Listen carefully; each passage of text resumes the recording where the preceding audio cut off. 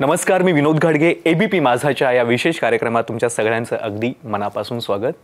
जन्मऋण हा सिनेमा आपल्या भेटीला येतोय. खरं तर खूप गंभीर विषय आहे, ज्याबद्दलच्या बातम्या आपण अनेकदा वाचल्या असतील, ऐकल्या असतील, आणि तोच एक विषय आता सिनेमाच्या माध्यमातून आपल्या भेटीला येतो आणि आपण तो मोठ्या पडद्यावरती पाहणार आहोत. आणि या सिनेमाची संपूर्ण टीम आता माझ्या सोबत आहे. खूप स्वागत तुमच्या सगळ्यांचं. कांचनताई, सुकन्याताई, वैशालीताई आणि मनोज सर, खूप खूप स्वागत तुमचं. खरं तर या सिनेमाबद्दल वाचलंय, खूप ठिकाणी लिहिलं गेलंय आणि ऐकलंही आम्ही. पण हा जो विषय आहे तो विषय का मांडावासा वाटेल, मुळात तो विषय काय त्याबद्दल मला सांगा. कोल्हापूरच्या लेखिका आहेत गोखले म्हणून, मंजुश्री गोखले. तर त्यांनी मला त्यांची काही लिहिलेली पुस्तकं पाठवली होती. रात्री नेहमीच माझं एक हे असतं पुस्तक चालण्याचं आहे. तर हे पुस्तक जेव्हा मी वाचलं तेव्हा मला आठवण झाली की कुठेतरी 2008-9 ते 12 या दरम्यानमध्ये पेपरामध्ये एक अशी बातमी आलेली होती की एक मुलगा त्याच्या आईवडिलांना विमानतळावरती सोडून स्वतः फ्लाईट घेऊन निघून गेला. आणि त्याच्यामुळे जवळजवळ बरेचसे लोक, म्हणजे मिडल क्लास वर्ग जो सुशिक्षित आहे, तर हे सगळे हादरलेले होते या बातमीने. आणि माझ्या डोक्यामध्ये ती बातमी होती. कुठेतरी त्या विषयाला धरून त्यांनी हे पुस्तक लिहिलेलं होतं. जेव्हा मी ते पुस्तक वाचलं तेव्हा म्हटलं चित्रपटासाठी खरं तर हा विषय आत्ताला अतिशय आवश्यक आहे. इफ यू गुगल तर त्याच्यावरती पण जवळजवळ 32,000 केसेस आहेत अबॅन्डन्ड पेरेंट्सच्या. सो त्यामुळे मला असं वाटलं की आत्ताच्या काळाला, आत्ताच्या ह्याला बहुतेक आमची जी पिढी आहे ना, त्या आमच्या पिढीला असं वाटतं की बहुतेक मुलं जी सगळी आहेत ती जर विदेशात गेली तरच काहीतरी वेगळं ज्ञान, काही जास्त चांगलं होणार आहे. नवीन डेफिनेशन झाली. हां, वेगळी नवीन डेफिनेशन झाले. वाईल ॲज खरं काही माझ्या दृष्टीने असं विचारायला गेलात तर आवश्यक नाही, पण एनिवेज तो विषय वेगळा आहे. सो मुलगा तिकडे गेल्यानंतर इथे आईवडील खूप एकटे पडतात. कित्येक घरांमध्ये असंही बघण्यात आलेलं आहे की तिथे मुलं असल्यानंतर आईवडील इव्हन अगदी वारले जरी तरीसुद्धा त्यांना इथे यायला वेळ मिळत नाही. आणि मग ते बाजूची लोक जेव्हा त्यांना फोन करून कळवतात तेव्हा त्यांच्याकडनं असं सांगण्यात येतं की प्लीज तुम्ही आहात का तिथे, तर उरकून घ्या. सो मला ह्या गोष्टींनी खूप असं वाटतं की काय हे चाललेलं आहे आता. इव्हन 12व्या-13व्याला तेव्हा पण म्हणतात की 12व्या-13व्यावरती आमचा विश्वासच नाही, किंवा तुम्ही आहात तर जरा करून घ्या, आम्ही पैसे पाठवतो. म्हातारवयामध्ये माणसाला पैशाची गरज फारशी नसते, त्यांना विचारायची गरज असते मुलांनी. म्हणजे इव्हन 2 मिनिटं काढून, आई तू कशी आहेस, बरी आहेस का, आजचा दिवस तुझा कसा गेला, किंवा वडिलांना नुसती त्यांची विचारपूस केली तरीसुद्धा त्यांना खूप काही मुलांनी आपल्याला विचारलं आहे किंवा आपल्यावरती प्रेम आहे असं वाटत असतं. तर कुठेतरी हे लोप पावत चाललं आहे की काय असं मला वाटायला लागलं. आणि त्याच्यामुळेच ह्या चित्रपटाची निर्मिती करायचं मी ठरवलं. ॲट द सेम टाईम मी काही पत्रकारांशी याबाबत पहिल्यांदी चर्चा केली, म्हणजे चित्रपट आणण्याच्या अगोदर. आणि त्यांनी मला असं सांगितलं की कांचन, नुसताच हा विषय मांडू नकोस, त्या विषयावरती काही सोल्युशन असेल तर ते पण दे. तर त्याचमुळे आता शासनातर्फे कायदे करण्यात आलेले आहेत ज्याच्यामुळे की आपल्या मातापित्यांना मुलांनी पाहिलं पाहिजे. आणि जर ते तसं नाही केलं त्यांनी तर even they can go behind bars. So ह्या तऱ्हेचे कायदे आता अस्तित्वात आहेत आणि ते पण लोकांना कळले पाहिजेत. त्याच्यामुळे चित्रपट अख्खा तुम्ही जेव्हा बघाल तेव्हा ती एक तुम्हाला त्याचा एक संपूर्णता ही एक लक्षात येईल. अच्छा, म्हणजे पूर्ण सर्कल तुम्ही त्यात दाखवण्याचा प्रयत्न केलेला आहे. पण खूप गंभीर असा विषय आहेच आणि अशा विषयाचा भाग होणं म्हणून जे आम्ही तुम्हाला खूप सिनेमांमध्ये पाहिलेलं आहे आणि प्रत्येकानेच तुमचं काम एन्जॉय केलेलं आहे खूप जास्त. सो असा एक विषय, गंभीर विषय घेऊन आमच्या समोर तुम्ही येत आहे. सो हा सिनेमा तुमच्यापर्यंत कसा आला आणि एकंदर तुम्ही याकडे कसं पाहताय? सर्वप्रथम मी असं सांगतो की आई आणि वडील, माता पिता हे संतान, संतती आपण जे म्हणतो ना, की तुमची जी धार आहे, तुमचा जो DNA आहे आणि तुमची जी शिकवण आहे तुमच्या कुळाची, ती सतत संतत धारेनं पुढं नेण्याकरता म्हणून या शब्दाची व्युत्पत्ती झाली आहे. तर संतान आणि संतती ह्याचा अर्थ हा आहे मुळात. तर आणि आपल्या ह्या सगळ्या संस्कारांमध्ये किंवा आपल्या संस्कृतीमध्ये मुळात मातृदेवो भव, पितृदेवो भव, आचार्य देवो भव हे आपण रोज म्हणतो. हे पर्टिक्युलर डेला मांडण्याचं सूत्र आपलं नाही, ते वेस्टर्न सूत्र आहे. Fathers mother day. तर मी मुळात असा माणूस आहे जो आई वडील हे माझे प्रथम गुरु आणि माझ्यासाठी प्रथम दैवत हे माझी आई आणि माझे वडील. कारण आई ही पहिल्यांदा मुलाची गुरु असते. पहिली गुरु कुठून तर आई, त्याच्यानंतर वडील. ओके, तर आई वडील मिळून तुम्हाला जन्म देतात, त्यांचं कर्तव्य पालन करतात, तुम्हाला घडवतात.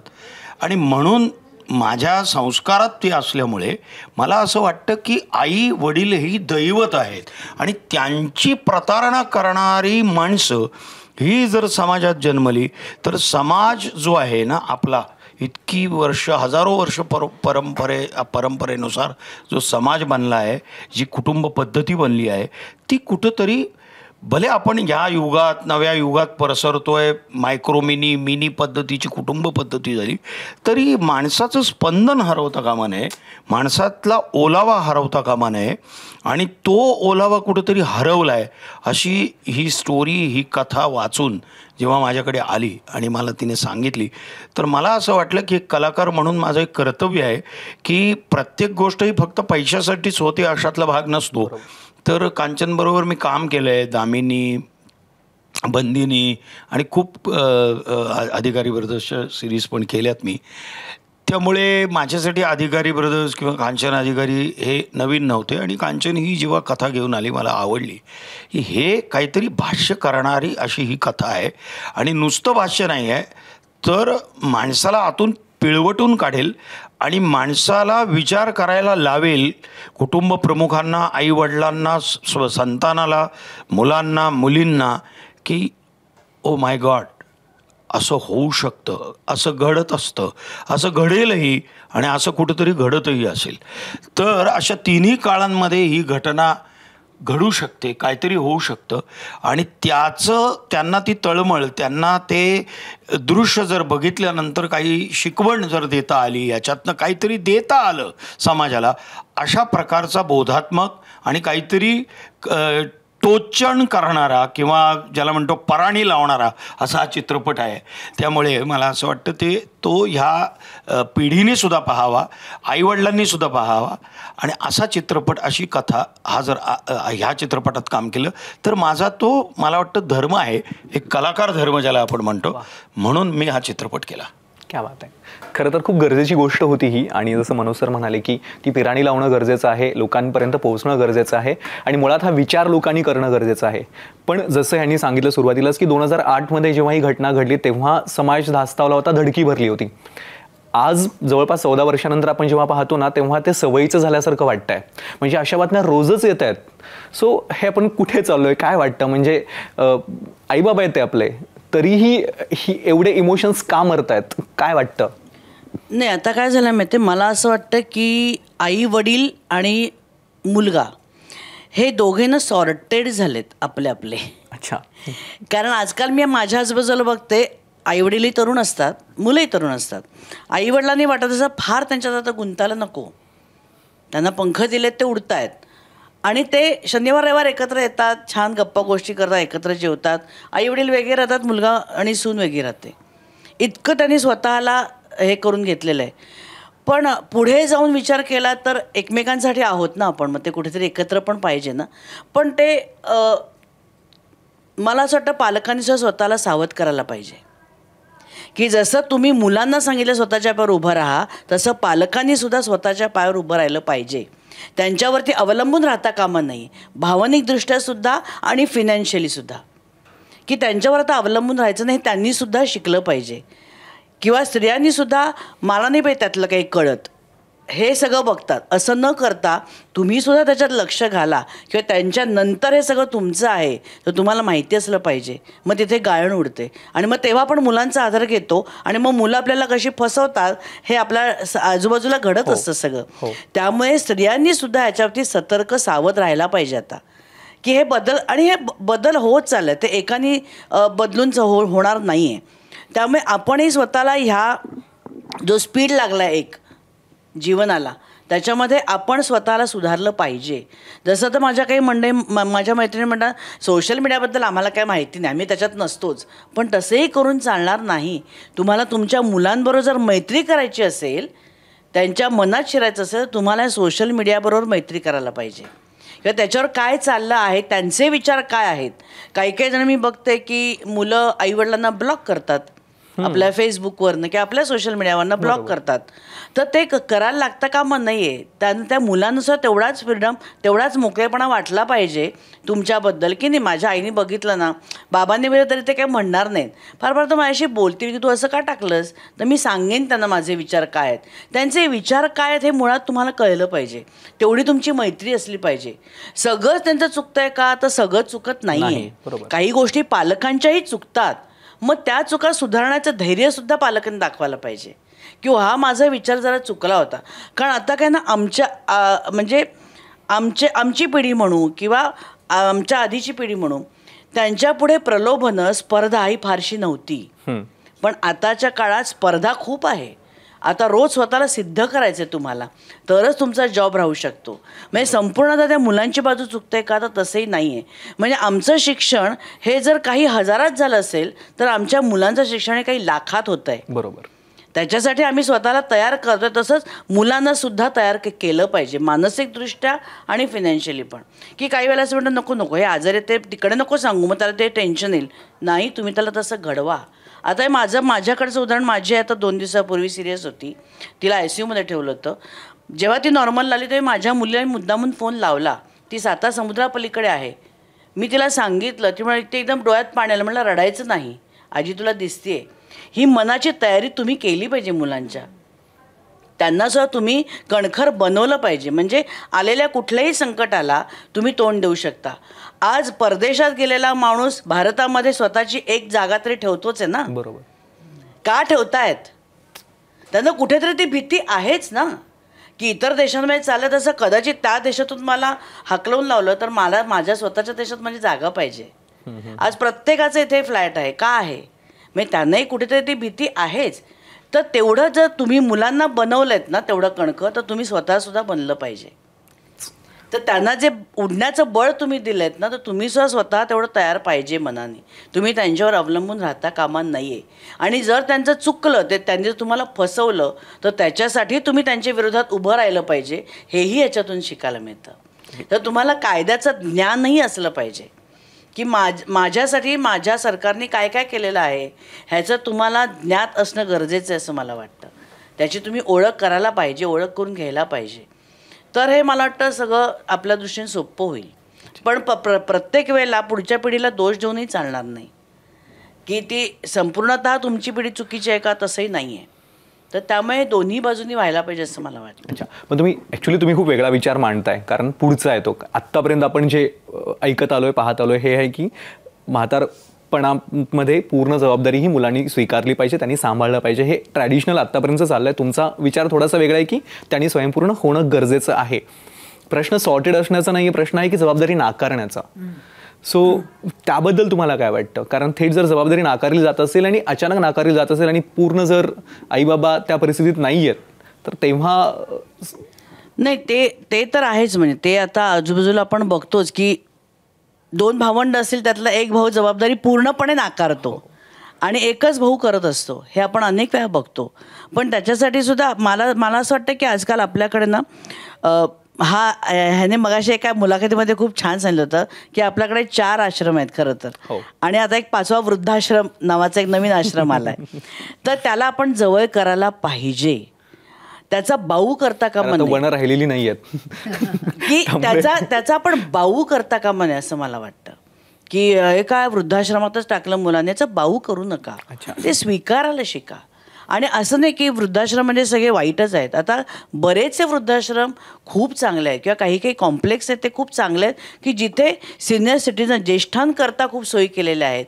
ज्येष्ठांची काळजी घेण्यासाठी काही गोष्टी केलेल्या आहेत.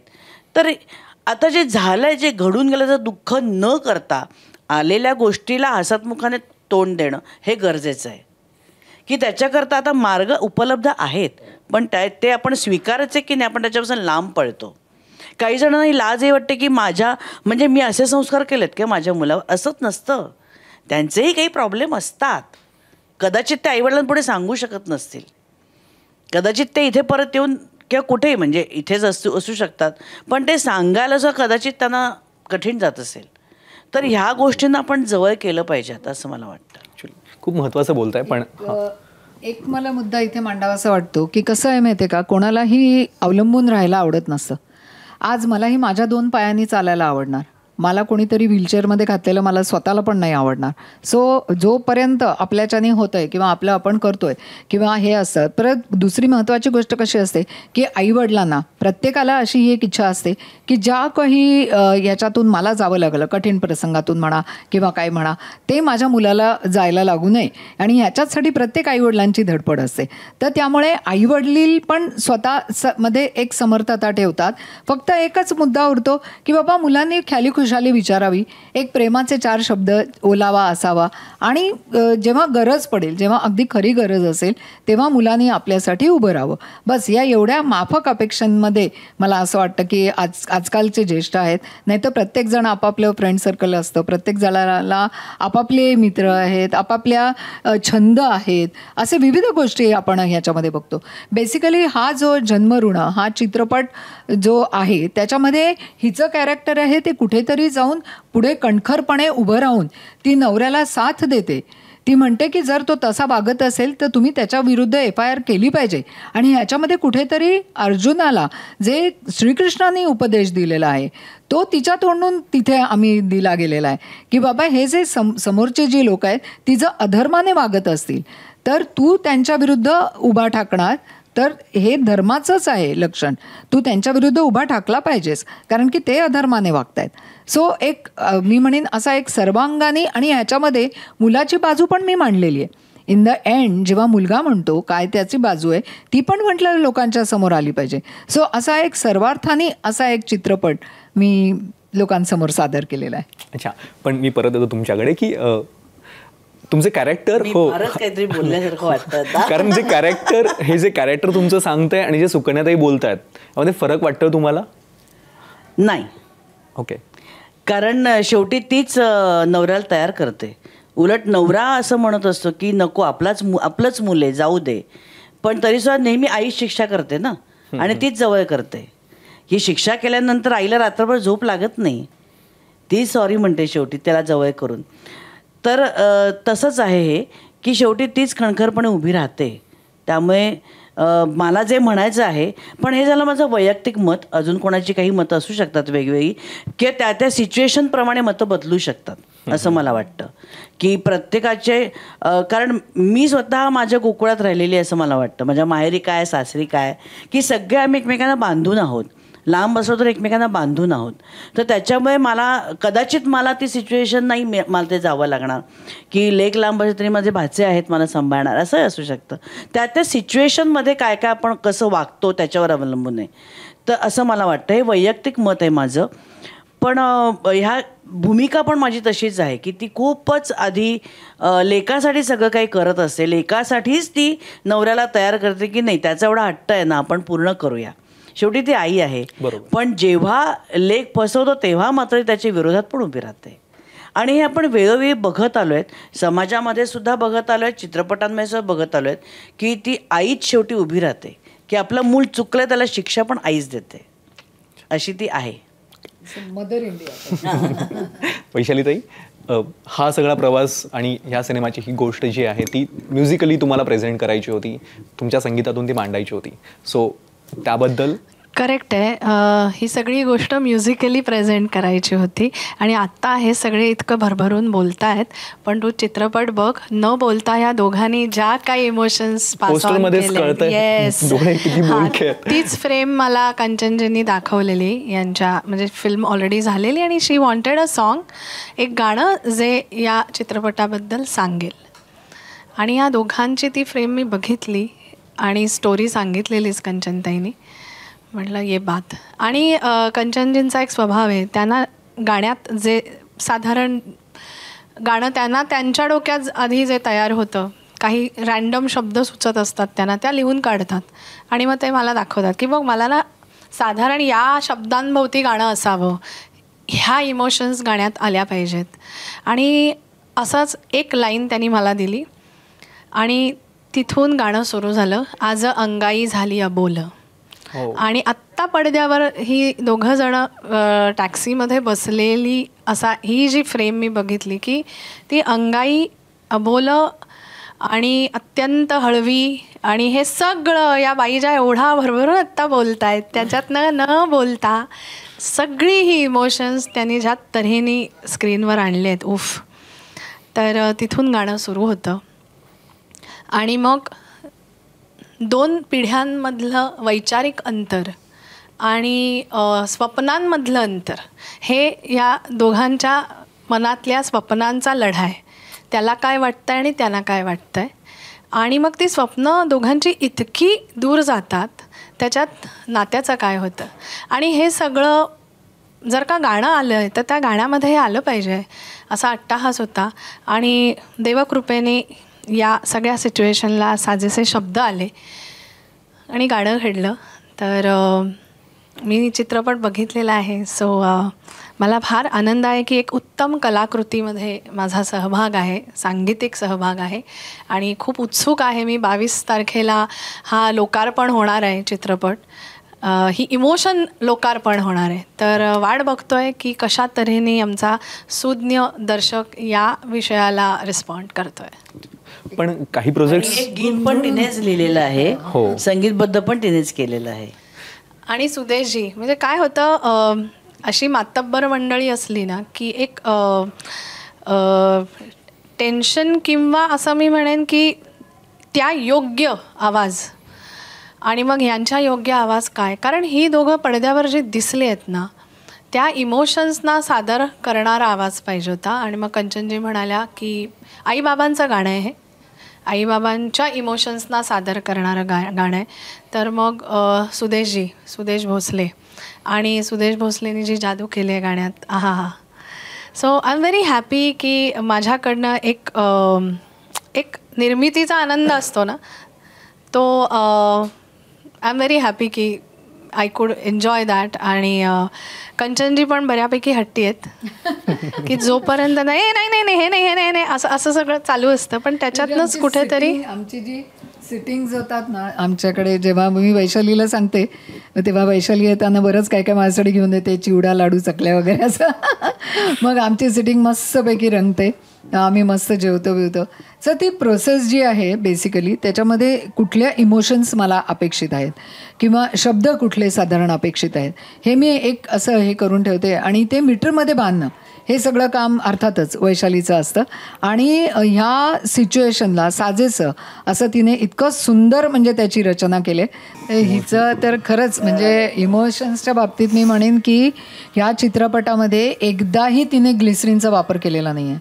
म्हणजे मी तर तिला म्हणायची की नळाला पाणी येणार नाही, हिच्या डोळ्याला खळकन पाणी एकदम. म्हणजे दुसरी महत्त्वाची गोष्ट मला इथे सांगायची वाटते की 24-25 वर्षापूर्वी आभाळ मायामध्ये हे दोघं जण एकत्र होते आणि त्यांची इतकी सुंदर केमिस्ट्री होती की सर्व लोकांना ती आवडलेली होती. आणि हे माझं भाग्य मी समजते की आज एवढ्या 24 वर्षानंतर, आणि इट लिटरली हॅपन्ड. म्हणजे असं नाही की नाही मला आभाळमायाचीच जोडी परत आणायचे. मनोजला पहिल्यांदा मी साईन म्हणजे झालेला होता आणि ह्या रोलसाठी माझ्या डोळ्यापुढे ही आलेली होती. हिला मी विचारल्यानंतर हिचं दुसऱ्या काही कमिटमेंट्स वगैरे ती बघून मला सांगणार होती. मी म्हटलं ठीक आहे बघ, म्हणजे मला कळव काय ते. तर मधल्या 2 दिवसांच्या काळामध्ये मी म्हटलं आता हिचं जमतंय नाही जमतंय काय माहिती नाही. परंतु 2 दिवसांनी जेव्हा तिचा फोन आला, मला म्हणाला आहे कोणी तू पाहिलं आहेस का, म्हणजे असं म्हटलं 1-2 जणींना विचारलेलं आहे. तर मला म्हणाली नाही मी तुला येऊन भेटते. मग ती आली, मला भेटली वगैरे, आणि देन इट हॅपन्ड. सो आणि नंतर आमच्या लक्षात आलं, म्हटलं अरे किती सुंदर. कारण का जेव्हा आम्ही शूट करत होतो तेव्हा दोघांची केमिस्ट्री इतकी अप्रतिम होती की मला कुठं काही डायरेक्शन नाही असं वगैरे काही बोलायची गरजच पडलेली नाही आहे. म्हणजे इवन मनोज म्हणायचं चला चला टेक करूया. शेवटी आमचा DOP सुरेश देशपांडे म्हणायचा अरे मला रिहर्सल द्याल की नाही. म्हणजे इतक्या ह्याच्यामध्ये ते सुंदर तऱ्हेने घडलं की या दोघांच्या ज्या म्हणजे कारण का ते नवरा बायकोचा मेन लिडिंग रोल आहे. बरोबर. आणि ती इव्हन त्या घरामध्ये एक हार्मोनियम होता की जो ह्यानी पटकन पुढे ओढला आणि हा वाजवायला लागला. मला माहीतच नाही की हा इतका सुंदर हार्मोनियम वाजवतो.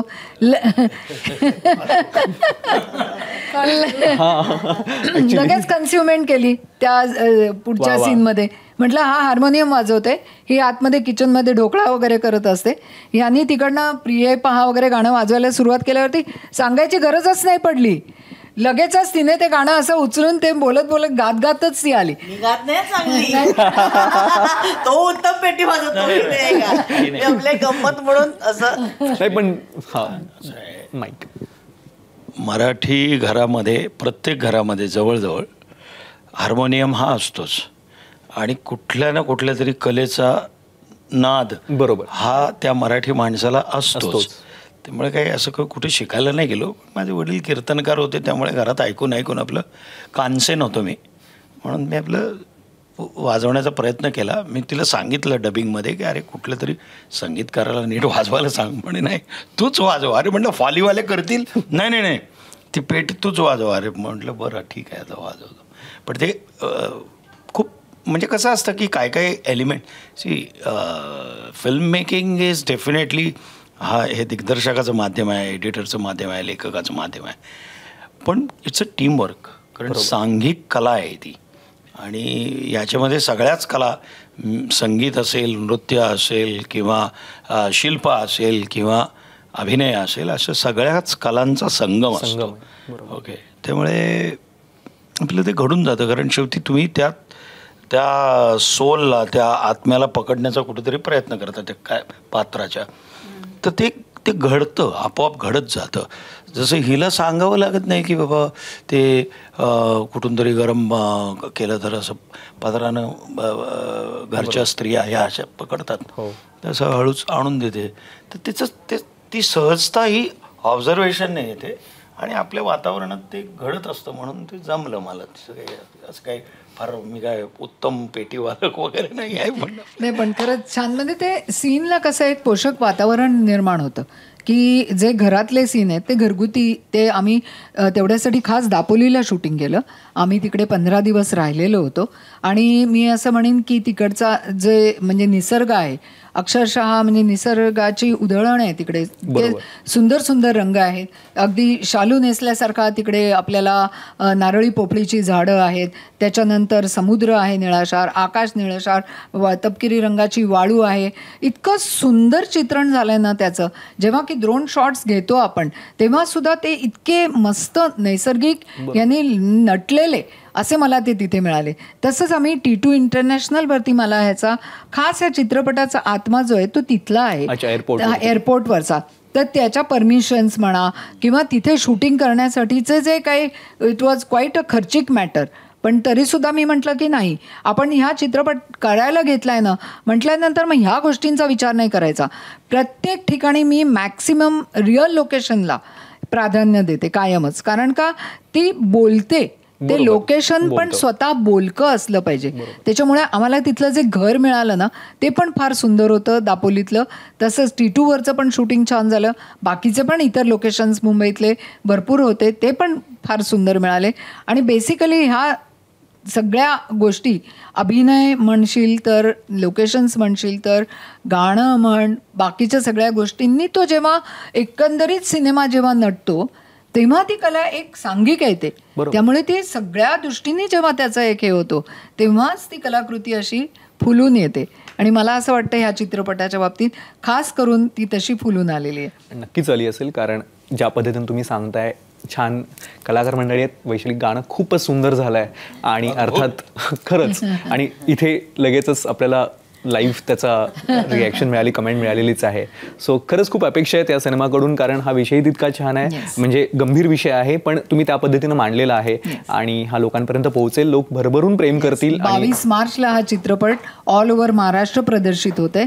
तेव्हा मी प्रेक्षकांना अशी विनंती करीन की आम्ही आमच्याकडनं प्रयत्न केलेले आहेत एक सुंदर कलाकृती देण्याचा. तर आपण चित्रपटगृहात जाऊनच हा चित्रपट नक्की बघा. तुम्हाला नक्की हा चित्रपट आवडेल याची मी तुम्हाला खात्री देते. Thank you so much. Thank you so much तुम्ही आलात आणि वेळ दिला त्यासाठी. थँक्यू. धन्यवाद धन्यवाद धन्यवाद. एबीपी माझा, उघडा डोळे बघा नीट.